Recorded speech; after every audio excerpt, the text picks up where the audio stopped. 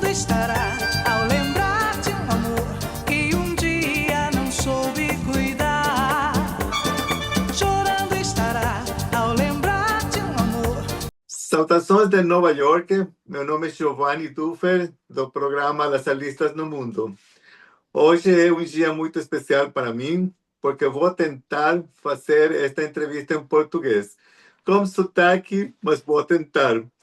Minha língua materna é o espanhol, mas eu aprendi pouco de português trabalhando em bancos brasileiros, aqui em Nova York, nos Estados Unidos, e na Europa. Hoje vou tentar lembrar das palavras que aprendi naquela hora para fazer esta entrevista. Meu convidado de hoje é o irmão Lucas Ribeiro, do Brasil. Vou conversar com ele, mas primeiro devemos lembrar que estamos na santa presença de Deus. Adoremos ler. Irmão Lucas, muito obrigado por aceitar o convite para participar do nosso programa Las Alistas no Mundo. Como você está se sentindo hoje? Me sinto bem, me sinto feliz, graças a Deus. Acho que realizo uma caminhada muito significativa dentro do meu apostolado, dentro da minha caminhada, e tenho uma comunidade também com outros irmãos que me proporciona diariamente ser uma pessoa muito feliz e muito alegre. Acho que esse é o dinamismo, né, a qual nós somos chamados a ser e a fazer no nosso dia a dia para junto das pessoas que não são confiadas. Mas muito bem, muito feliz. Por favor, e diga-nos onde você nasceu e onde estudou. Eu nasci em uma cidade chamada Zedoca. Fica no estado do Maranhão, um estado que fica localizado na região nordeste do Brasil. E eu estudei no colégio chamado La Salle Zedoca, né? Um colégio, então, pertencente ao Instituto dos Irmãos das Escolas Cristãs, da qual eu pertenço. Com que idade você fez seus votos perpétuos para se tornar um irmão de La Salle? Então, na verdade, ainda não fiz os votos perpétuos. Os primeiros votos, né, que a gente chama, eu fiz os meus primeiros votos no ano de 2022, né, no final de 2022, em dezembro. E aí eu agora estou, sim, no processo, né, no caminho para realizar os votos perpétuos daqui a 2, 3 anos. E por que demora tanto? O processo né, que nós temos dentro da instituição, ele é justamente para a gente discernir, né, esse momento que nós chamamos de juniorato, né?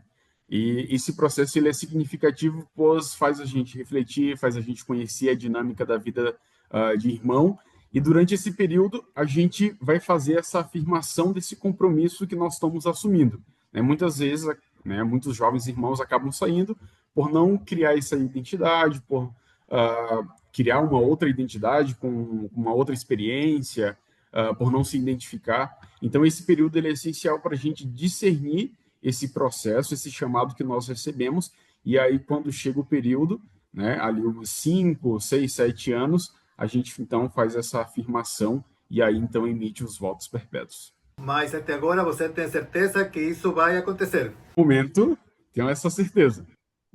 Okay. Tudo encaminha para a realização dos votos perpétuos. Ótimo, ok. Parabéns, irmão. Ok. Muito obrigado. Seus pais te apoiaram quando você decidiu se tornar um irmão? Ou disseram para você esperar um pouco, que você era muito jovem? Então, quando eu entrei na congregação dos irmãos, eu tinha 17 e ia completar 18 anos. A minha família, ela não é uma família que vem, né, de berço católico, não tem uma cultura ou uma espiritualidade católica, né? Então, no início foi muito difícil, principalmente por parte da minha mãe, que foi a pessoa que me criou, aceitar, né? Ela, claro, me apoiou, né? Até hoje ela me apoia, mas no início foi muito difícil ela aceitar meu ingresso, porque venho de uma cultura onde a família ela tem que se propagar, né? O homem ele tem que ter filhos, e aí tem que dar netos, enfim. Mas no início foi muito difícil. Hoje em dia, sim, minha mãe, ela aceita, ela me apoia, mas no início foi um pouco mais complexo. Ela entender, justamente porque eu não fazia parte, né? A nossa família, na verdade, não fazia parte, não tinha uma cultura pertencente à Igreja Católica. Então, isso foi muito complexo, né? Esse entendimento do que é um religioso, né? Do que faz um religioso, qual que é a missão. Então, a família, né? Ela vindo de um berço cultural diferente, ela no início foi um pouco resistente, mas hoje eu tenho um apoio total da minha família, da minha mãe principalmente. Ah, que bom. Você tem outros irmãos, irmãs? Eu tenho duas irmãs, uma que é irmã de pai e mãe, e uma outra irmã que é só por parte do meu pai. Homem só você? Só eu. Foi por isso! Exatamente, por isso a questão, né, ali a resistência da família para ter, né, dar um neto, dar um neto para, né, os pais, enfim, acaba tendo esse pensamento. Mas agora está tudo bem, isso é bom. Agora tá tudo bem. No Brasil, existem também universidades de La Salle ou apenas escolas? Aqui no Brasil, sim, existe. Nós temos uma universidade e três centros universitários. Na verdade, dois centros universitários, né? Um localizado no Rio de Janeiro e outro localizado no Mato Grosso. Então, sim, nós temos, né, que a gente chama de universidade e faculdade. Todas as escolas são pagas ou também há escolas gratuitas? Aqui no Brasil, nós seguimos, né, essa dinâmica de ter as escolas que a gente chama de escola pagantes e as escolas que não são pagantes, que é sim uma organização que já vem da história do nosso instituto, né, o princípio, principalmente de estar a serviço das crianças, dos jovens que mais necessitam. Então, a gente tem sim as escolas que atendem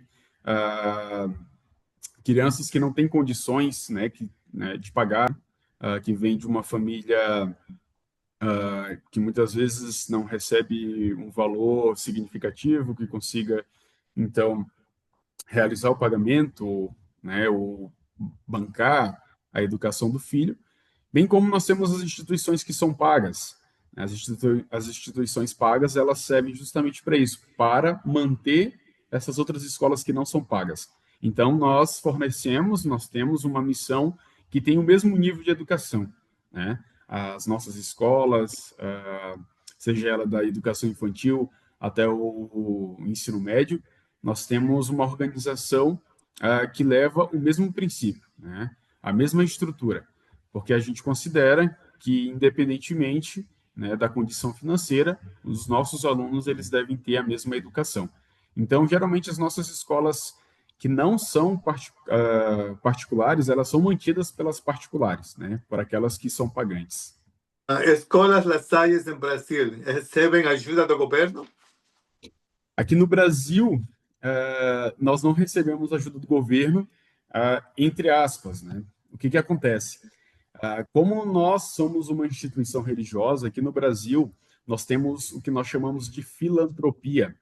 A filantropia, ela nos ajuda, né, a manter alunos, por exemplo, que não têm condições de pagar nas nossas comunidades educativas, que são pagantes. Então, essa filantropia, na verdade, ela se estende para outros âmbitos, mas especificamente também para as nossas unidades educacionais, onde a gente atende alunos, né, que não teriam condições de pagar. Então, eles também estudam nessas escolas particulares. Então, nós fornecemos, por exemplo, é só um exemplo, porque agora não sei dizer qual que é o dado específico, mas para cada, por exemplo, 10 alunos tem que ter 2 bolsistas, né?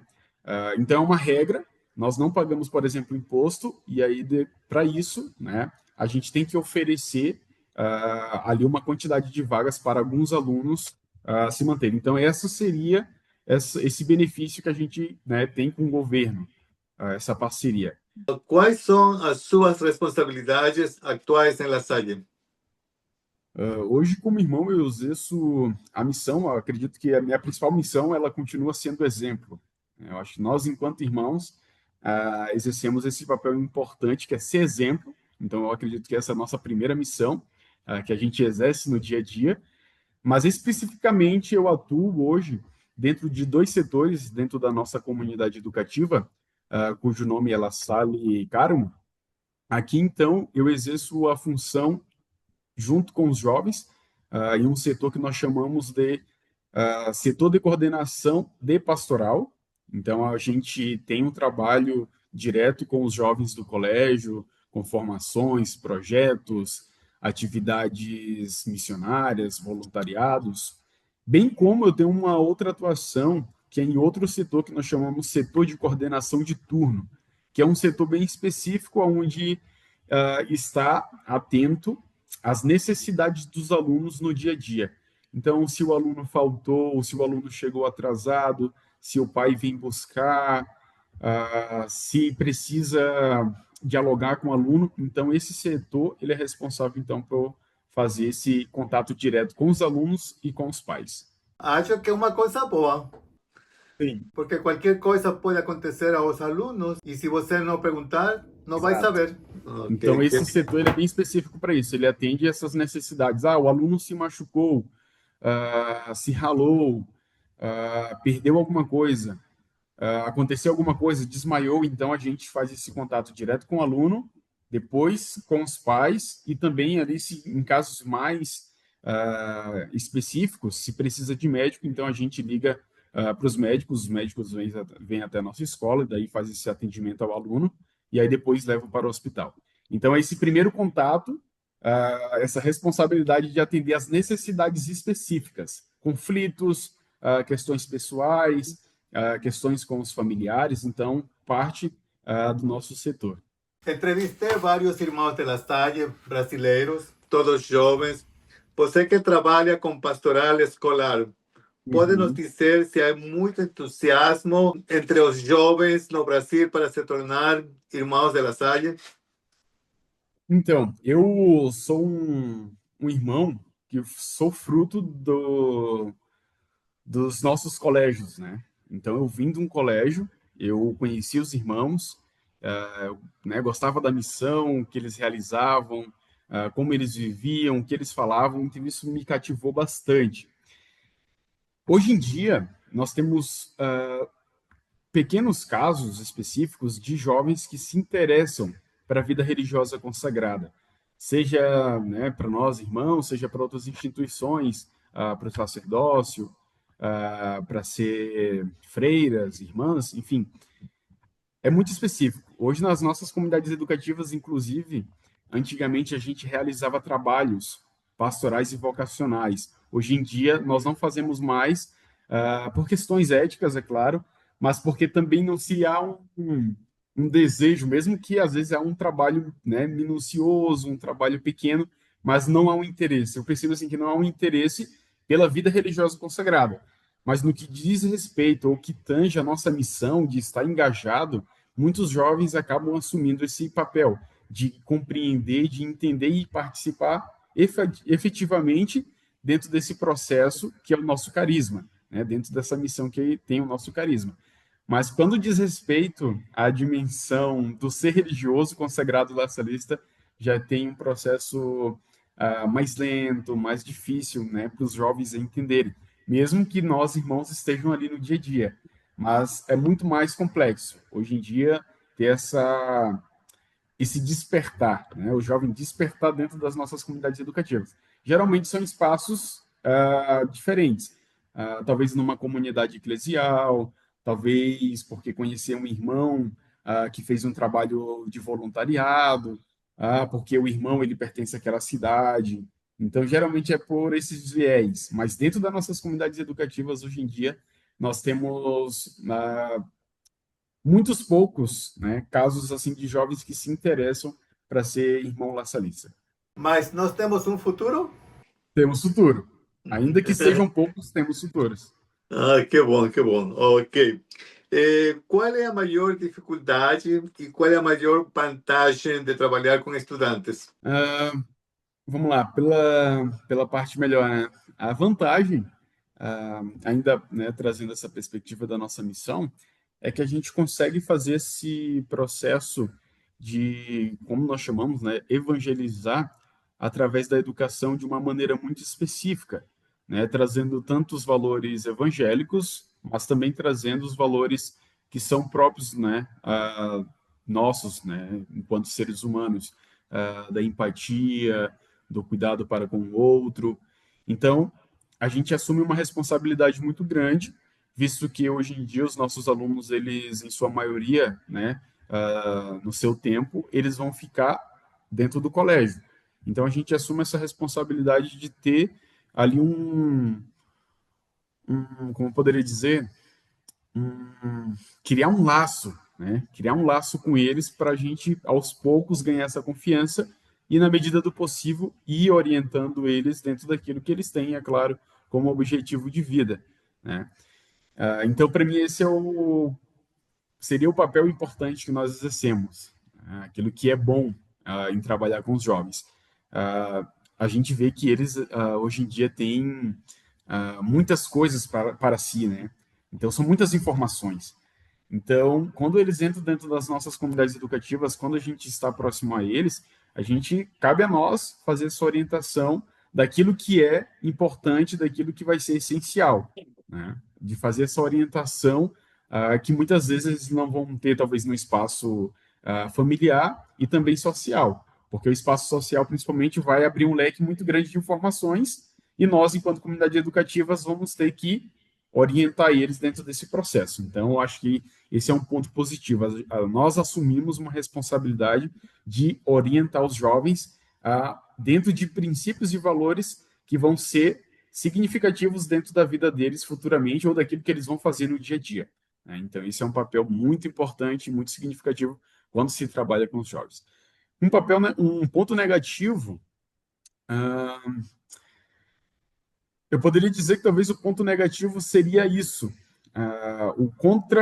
né, a contraposição da gente talvez não conseguir fomentar aquilo que nós estamos propondo no dia a dia, né? Nós, enquanto comunidade educativas, por exemplo, prezamos pelos valores, prezamos, né, pelo cuidado. Então, quando os alunos eles vão por um outro caminho, então, para nós, isso seria algo muito difícil, né? Seria algo muito ruim, porque vai contra os nossos objetivos, os nossos valores. São poucos casos que acontecem, mas às vezes acaba acontecendo, e para nós isso é um ponto, né, negativo.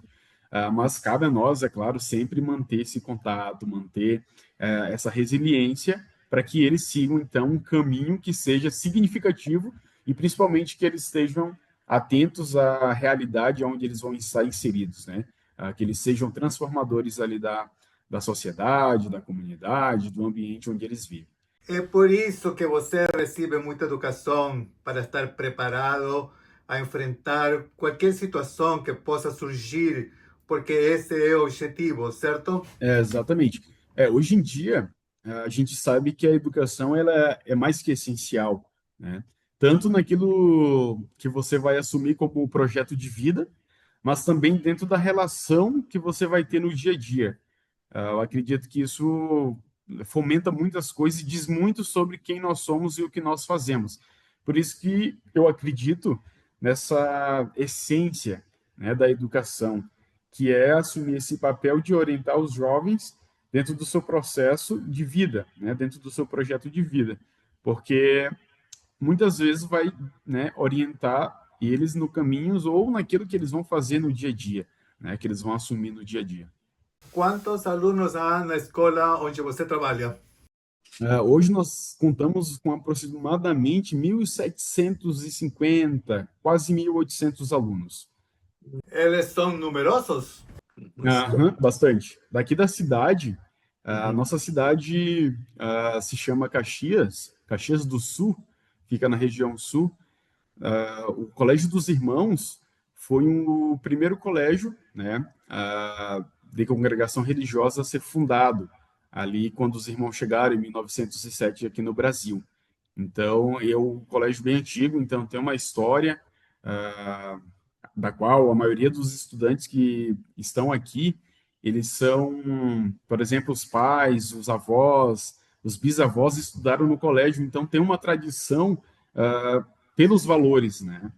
Então, tem sim bastante alunos na comunidade educativa, mas é justamente isso, né? Muitas vezes é pelos valores que vieram e foram pregados, e aí os pais, os avós, os, né, bisavós, eles acabam, então, colocando os filhos dentro da instituição. E aí eu comentava, aqui na nossa cidade, tem aproximadamente 500 mil, né, habitantes. Então, meio milhão de habitantes. Então, nosso colégio, ele é um dos maiores que se tem no que diz respeito à quantidade de alunos, né? Nós temos outros colégios que têm, né, bastante alunos, mas nós estamos aí, então, com um número significativo, justamente por ter esse princípio, né, dos valores que os pais, os avós, os bisavós tiveram, e daí eles querem também que os filhos né, tenham esses valores empregados, né, na sua essência, né? Ok, então La Salle nessa cidade é bem conhecida. Bem conhecida. Uhum. Muito, aqui Tem, nessa tem cidade história. tem história. Nós temos dois colégios. Nós temos o La Salle Carmo e nós temos o La Salle Caxias.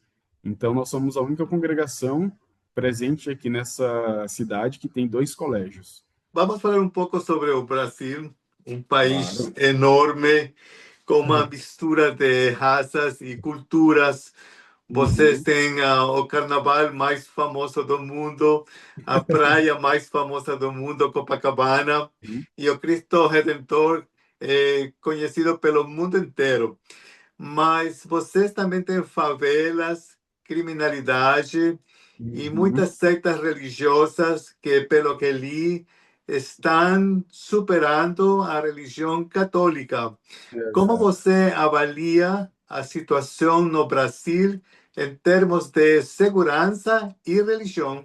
Então, como você bem mencionou, nós somos um país onde nós temos uma pluralidade muito grande no que diz respeito à cultura, né? Seja cultura religiosa, seja né, no aspecto social. No que tange ao aspecto social, embora nós tenhamos aí os pontos positivos, nós temos as praias de norte a sul, né?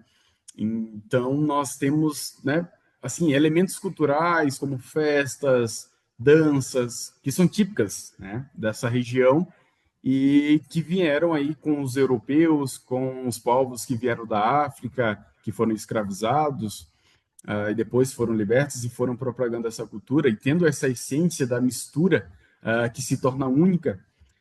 Nós também temos esses pontos que são, né, os pontos mais negativos que, infelizmente, com o passar dos anos, ele vai se propagando cada vez mais, né, principalmente no que diz respeito ao tráfico de drogas, a questões, por exemplo, de trabalho infantil, de descasos para com a população, seja ela idosa, seja ela de meia idade, seja da primeira infância, enfim. Então, nós temos, né, todos esses pontos negativos, mas eu acredito que hoje o nosso maior problema no Brasil ele está assim em torno das drogas, né? Porque isso acaba influenciando muito, seja dentro de favelas, seja fora delas, tá? Eu acho que às vezes se remete muito à favela, né? É claro que ali tem uma população que está mais afastada, né, ali do que diz respeito a uma cidade mais organizada, um ambiente mais organizado, mas não diz respeito, por exemplo, que as drogas estão só ali, né? Também estão em outros espaços.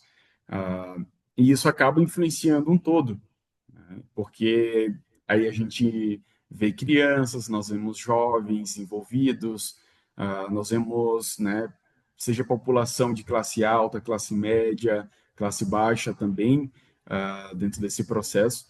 Então, isso acaba sendo um empecilho, né? Porque há esse conflito, principalmente há esse conflito entre policiais, entre o governo, entre a população, justamente por ter essa consciência de que, por exemplo, o governo deveria exercer o papel de ajudar a população. Porém, como ele não ajuda, acaba que eles vão optar por aquilo que é mais fácil. E aquilo que é mais fácil, poderíamos dizer aqui, né, um dos elementos, não seria só esse, são vários outros elementos, mas a droga seria um dos elementos mais fáceis, onde vai te dar ali um retorno de recurso financeiro muito mais rápido. Então, é um caminho muito fácil, né?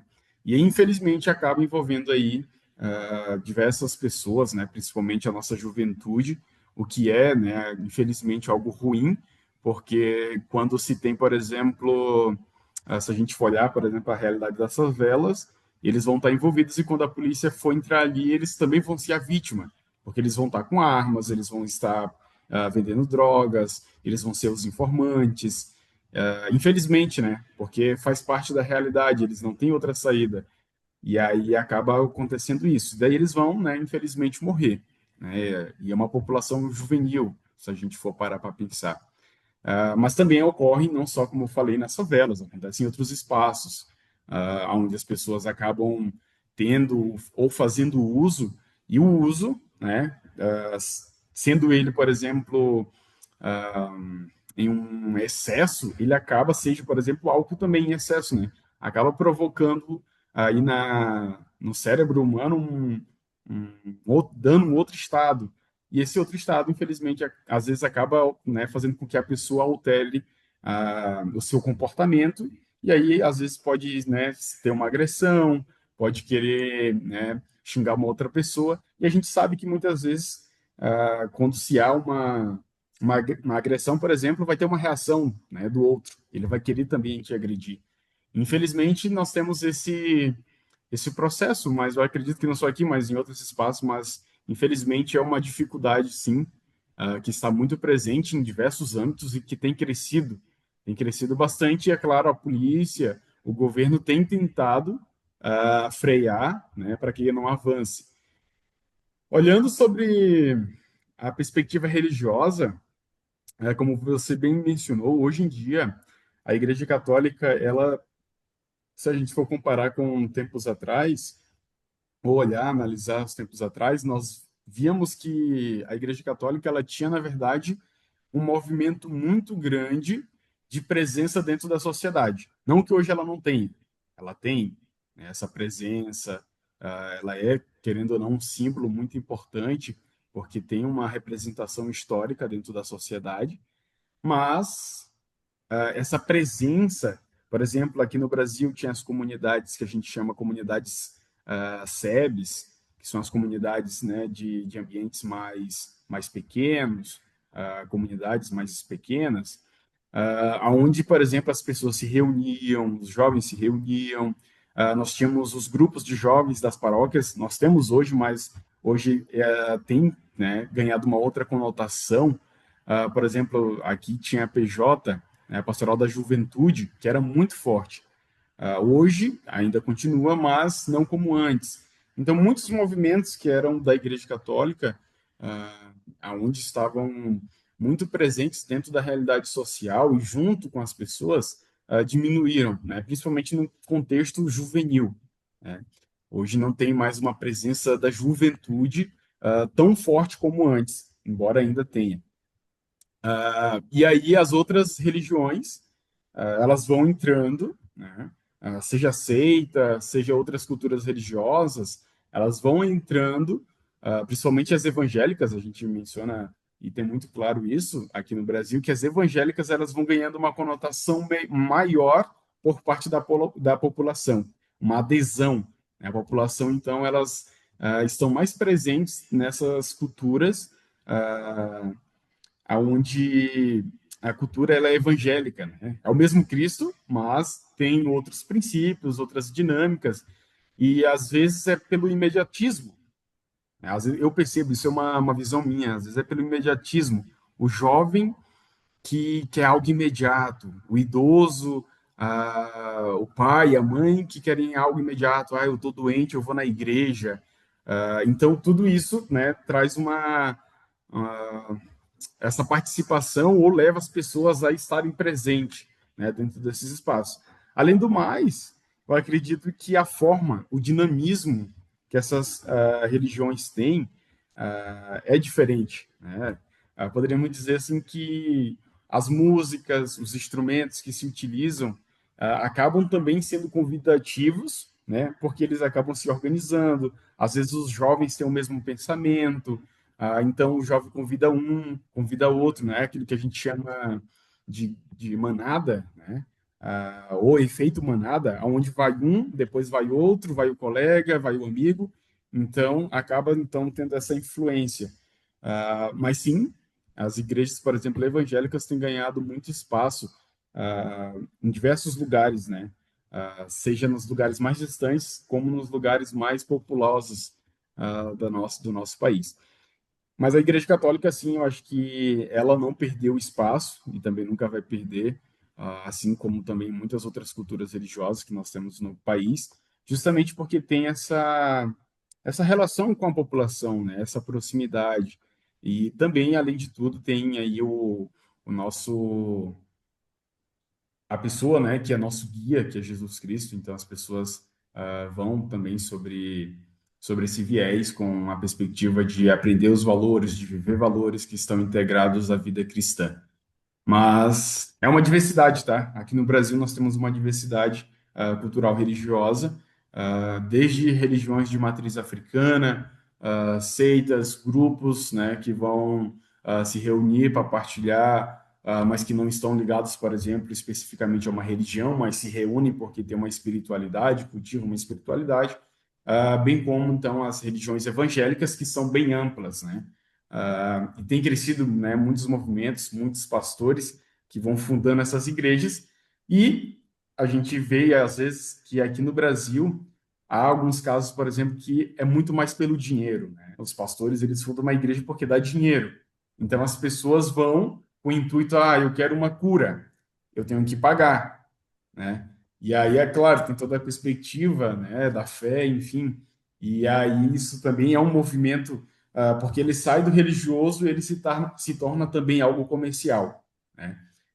Principalmente essas evangélicas, não todas, mas há muitas que entram dentro do comercial, onde o valor, o dinheiro, ele é o mais importante. E as pessoas, infelizmente, né, parece que há uma lavagem cerebral que elas não conseguem entender e aí acabam entrando dentro desse processo ah, de, né, dar, às vezes, o carro, vende a casa, para, né, ter ali uma cura, né, uma cura pessoal, que foi oferecida, então, pelo pastor, pela pastora.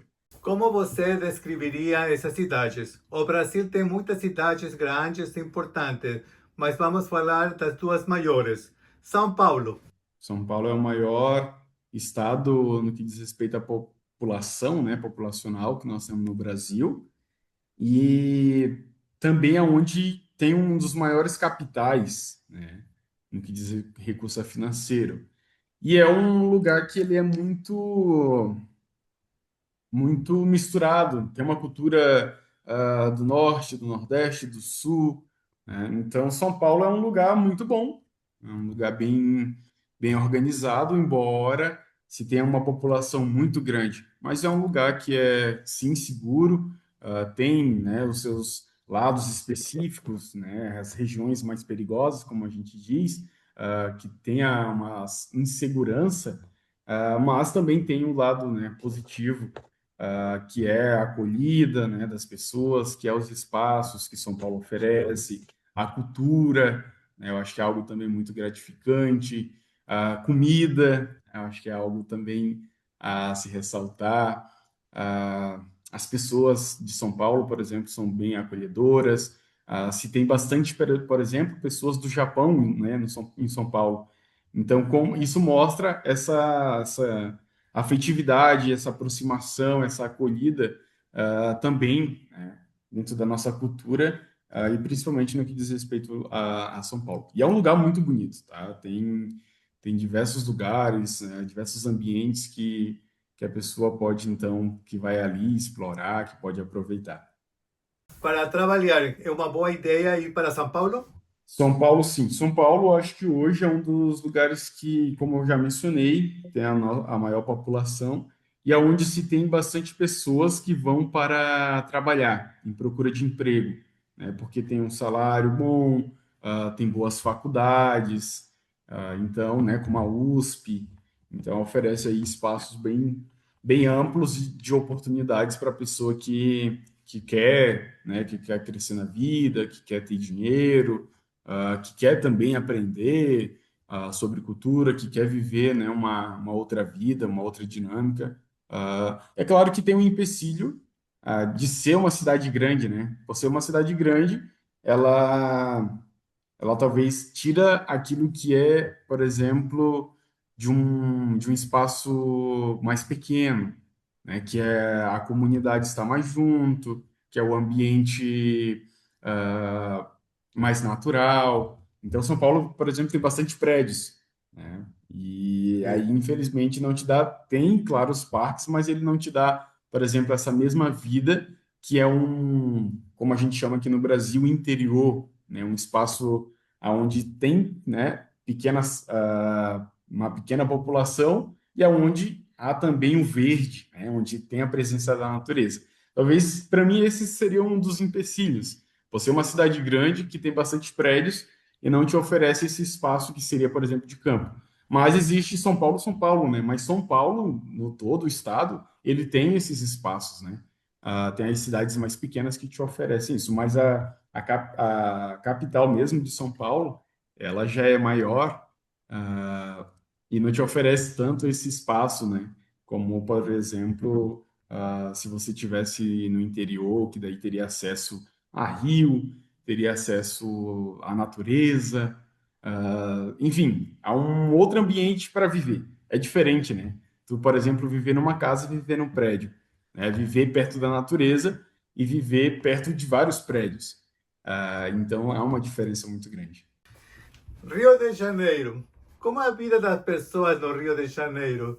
Sempre festejando e bebendo cerveja na praia. Essa é a ideia que a gente tem dos cariocas. Exato. E por que eles são conhecidos como cariocas? Uma boa pergunta. Mas assim, o Rio de Janeiro, ele é ele é um espaço também bem acolhedor.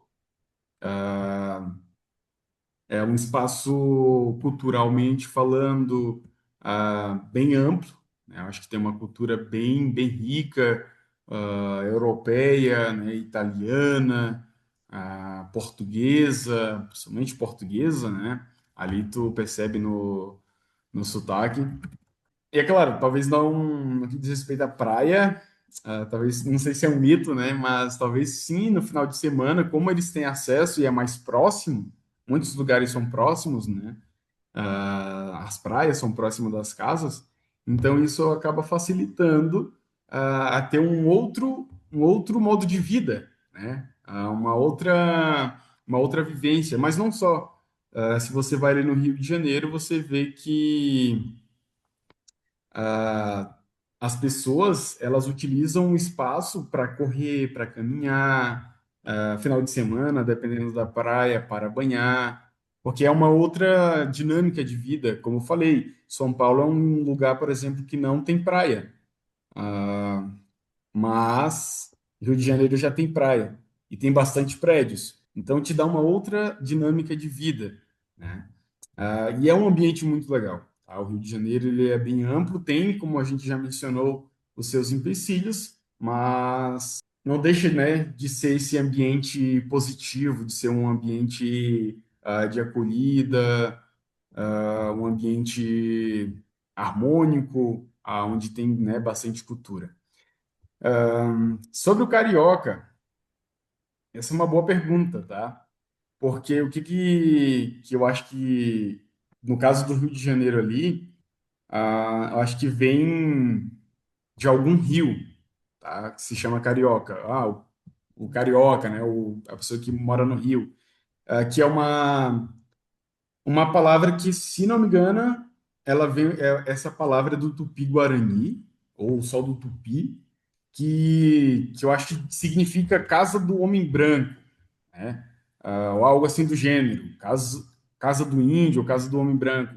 Mas eu acho que está muito mais relacionada ao rio, né? Por isso que eu acho que se chama carioca. Eu acho, mas é claro, a gente pode pesquisar depois para saber ali o porquê que ele se chama de carioca. Mas, se não me falha a memória, é uma palavra que vem do Tupi, né, dos povos indígenas, e está muito relacionado, então, à casa, né, a um ambiente onde se vive.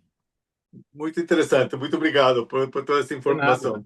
Aí. Quais são os objetivos que você gostaria de alcançar? Os meus objetivos, então, como irmão, eu olho muito sobre essa perspectiva de sempre poder estar à disposição para ajudar as pessoas. Acho que esse é o meu maior objetivo, enquanto irmão.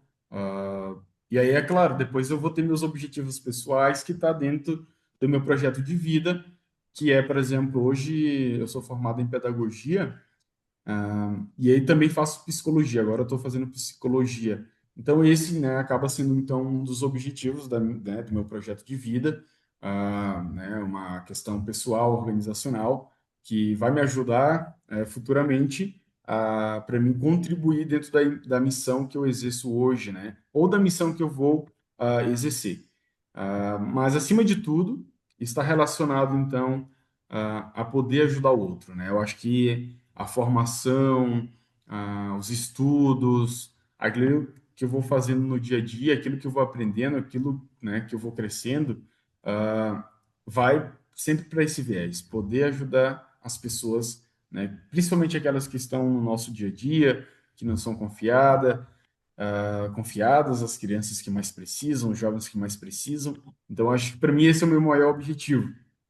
E é claro que às vezes a gente talvez, dependendo do espaço, do ambiente onde eu esteja presente, eu não consiga, né, fazer aquilo que eu queira, o que eu estou desejando. Mas eu sempre vou tentar. Então, o meu objetivo ele gira muito em torno de poder fazer com que as pessoas também vivam uma experiência, uma vida significativa. E que mensagem você gostaria de deixar a todos os analistas que estão nos ouvindo agora em muitos países ao redor do mundo? Eu diria, primeiro, a vida é única, né? Nós temos uma vida e eu acho que nós temos que vivê-la bem, nós temos que aproveitar bem, nós temos que fazer o nosso melhor, né? Nós temos que crescer e eu acho que, acima de tudo, não esquecer do outro.